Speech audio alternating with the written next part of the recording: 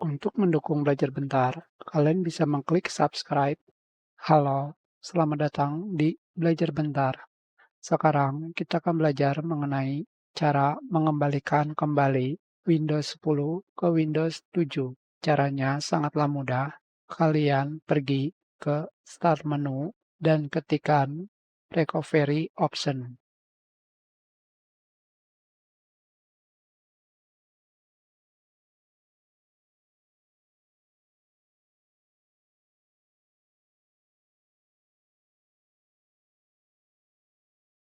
Pada menu Recovery, kalian akan melihat pilihan Go back to Windows 7. Hanya saja, saya tidak bisa kembali ke Windows 7 karena saya sudah melakukan upgrade lebih dari 10 hari. Jadi, jika kalian ingin kembali lagi ke Windows 7, lakukan hal ini sebelum 10 hari. Hanya saja, karena saya menggunakan VirtualBox, jadi saya memiliki file dengan OS Windows yang bisa dikembalikan lagi ke Windows 7. Langsung saja kalian pilih Get Started. Untuk kembali ke Windows 7, kalian bisa memilih apapun dan pilih Next. Pilih No Thanks. Di sini terdapat keterangan.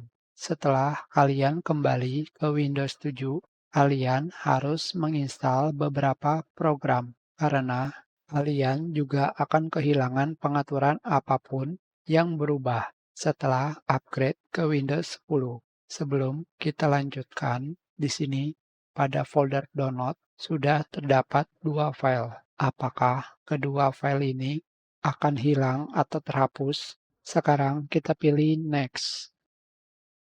Jika terdapat password untuk masuk ke Windows 7, pastikan kalian mengetahuinya. Jika tidak, kalian tidak bisa masuk ke Windows 7. Langsung kalian pilih Go back to Windows 7.